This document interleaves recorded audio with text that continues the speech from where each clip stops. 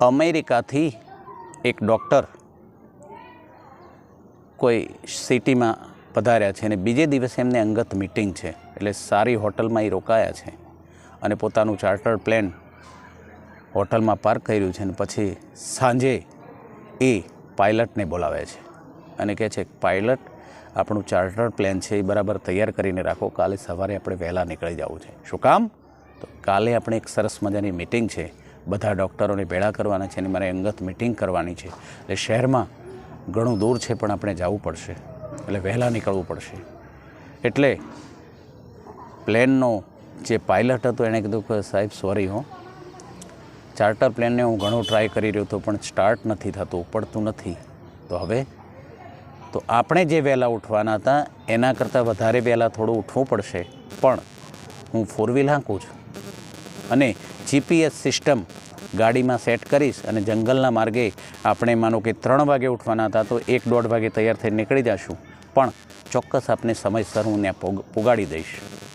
એટલે સાહેબે કીધું કાંઈ વાંધો નહીં, તો 4 વ્હીલ લઈ લેજો. અને ઓલો પાયલટ છે એ બીજે દિવસે બંને જણા સવારે અડધીક રાતના ઉઠી ગયા છે, 1:30-2 વાગે તૈયાર થઈને નીકળી જાય છે. અને મિત્રો અડધેક રસ્તે જંગલની માલિકોર જાય છે અને ઝીણો ઝીણો ઝીણો ઝીણો ઝીણો ટીમ વરસાદ પડવા માંડ્યો છે. ચોમાસાની સિઝન હતી અને ઝીણો ઝીણો વરસાદ થવા માંડ્યો એટલે GPS સિસ્ટમ કામ કરતી બંધ થઈ ગઈ. GPS સિસ્ટમ કામ કરતી બિલકુલ બંધ થઈ ગઈ. હવે ઓલાને રસ્તો મળે નહીં, એટલે કે સાહેબ મેં તૈયારી દાખવી હતી પણ હવે મને રસ્તો નહીં મળે, કારણ કે હું GPSના સહારે ચાલતો હતો અને GPS સિસ્ટમ બંધ થઈ ગઈ છે. તો ડૉક્ટર કે જો હવે મોડું ઘણું થઈ ગયું છે, અંધારું થવા આવ્યું છે અને મિટિંગનો કોઈ અર્થ નથી, એટલે આપણે નીકળી જઈએ પાછા. તને પાછા જતા તો રસ્તો મળશે ને હોટલનો? તો ક્યાં એ મળી જાય? એ તો મળશે મને. અને ડૉક્ટરે કીધું કે પાછી હાંકી લો ગાડી, અને ગાડી પાછી વાળી છે મિત્રો. અને પાછી ગાડી લઈને ધીરે હાલ્યા જાય છે જંગલની માલિકોર. અને ડૉક્ટર કહે છે કે જો સવારના 1 કપ કોફી પીધી છો અને તમે ભૂખ્યા છો ને હું એ ભૂખ્યો છું, એટલે જમવું છે મારે. એટલે ઓલો ડ્રાઈવર કે સાહેબ જુઓ, અહીંયા આ જંગલ છે, અહીંયા કોઈ હોટલની સુવિધા ન મળે, અહીંયા જમવાનું મળવું અઘરું છે. અરે સૂકો રોટલો મળશે તો પણ ખાઈ લેશું. નથી કહેતા કે ભૂખ ન જોવે ખાટી છાશ અને ઊંઘ ન જોવે તૂટી ખાટ. એટલે ડૉક્ટરે કીધું જે કાંઈ મળશે પણ જમવું પડશે, મને રહેવાતું નથી. અને મિત્રો એ ડ્રાઈવર છે આમ નેજવા માંડીને ચારે દિશામાં નજર કરે છે ને, તો એને એક જગ્યાએ એક ઝૂંપડી દેખાણી અને ઝૂંપડીમાં ઝીણો દીવો હળગતો હતો. એટલે કીધું કે અહીંયા કોઈ રહેતું હોય એમ લાગે છે, તો કાંઈ વાંધો નહીં, ત્યાં લઈ લ્યો.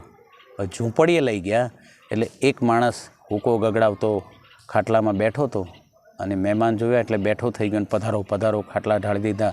બંનેની આગતા સ્વાગતા કરી, કળશો ભરીને ઘરવાળા પાણી પાયું અને પછી વાતો કરે છે કે ક્યાંથી પધાર્યા છો? તો કે ભાઈ અમે અમદાવાદ ખાતે બહાર જવાનું હતું, એક સારી મિટિંગ હતી. ઓલાએ ઓળખાણ નથી દીધી, જોજો. ડૉક્ટરે કે ડ્રાઈવરે ઓળખાણ નથી દીધી, પણ અમે બહાર જતા હતા અને અમારી ગાડી ખરાબ થઈ ગઈ, એટલે GPS સિસ્ટમ બંધ થવાથી રસ્તો ન મળ્યો, એટલે અમે પાછા વળ્યા છીએ, પણ અમને ભૂખ બહુ લાગી છે. મિત્રો વેલકમ તો બંગલામાં પગલું સણિયા ઉપર લખેલું હોય, પણ સુસ્વાગતમ ઝૂંપડીઓમાં જ થતું હોય છે. ઝૂંપડીમાંથી ઓલા માણસે એની ઘરવાળીને કીધું કે ભાઈ 2 મહેમાનના રોટલા ઘડી દેવાના છે, એટલે કે તમે ન કહો ને તોય મેં તૈયારી કરી દીધી છે. આ સંસ્કારો છે ભારતના. એટલે ઓલાએ કીધું જમવાનું જ છે, આપ ન કહેતા તો પણ મારા ઘરે જમ્યા વગર આપને હું જવા ન દેતો. મારા ઘરનાએ જો તૈયારી કરી દીધી છે. બંને જણા જમે છે અને પછી પૂળિયાની ઝૂંપડી હતી એટલે એક ભાગ બીજો પાડેલો, એમાં એ 3 જણા પુરુષ ગરધણી, પછી ડ્રાઈવર અને ઓલા જે મહેમાન છે એ 3 જણા એક રૂમમાં સૂએ છે. અને એની માં, દીકરો છે 20-22 વર્ષનો, એને એ 2 જણા અંદરની રૂમમાં સૂએ છે.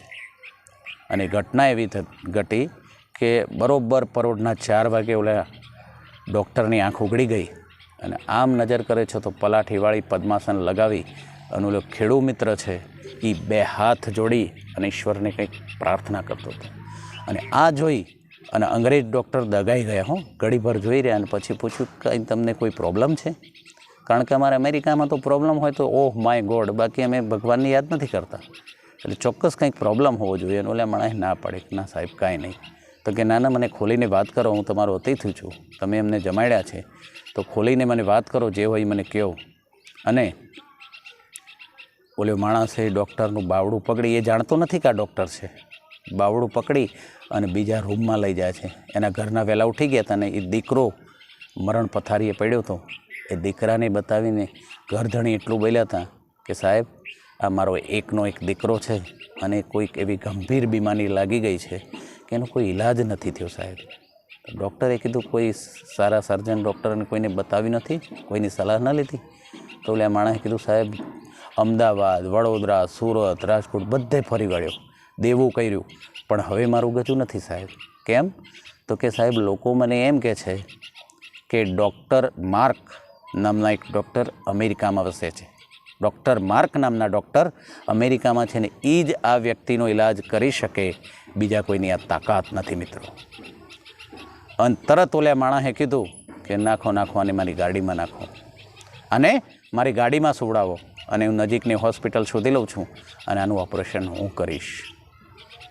અને ઓલો માણસ ડગાઈ ગયો, સાહેબ તમે જે ડૉક્ટર માટે અમેરિકાનો ધક્કો ખાવાના હતા, લાખ રૂપિયા ભાડું ખર્ચવાના હતા, એ ડૉક્ટર માર્ક હું પોતે છું, એ ડૉક્ટર માર્ક હું પોતે છું.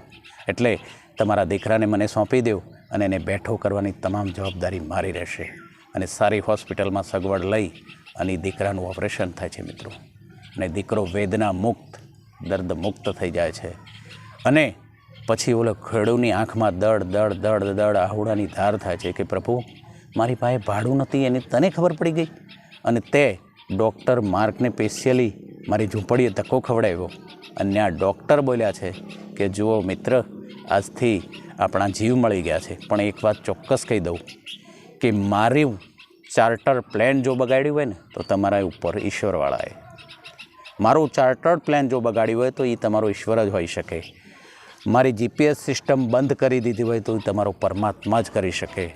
અને અડધેક રસ્તેથી પાછા વળી અને તમારી ઝૂંપડીએ અમને જમવા બેસાડ્યા હોય તો એ તમારો પરમાત્મા, તમારો અલગ ધણી જ કરી શકે.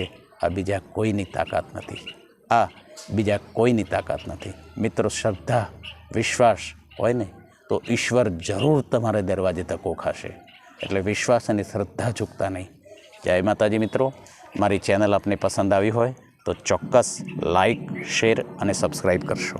જય માતાજી.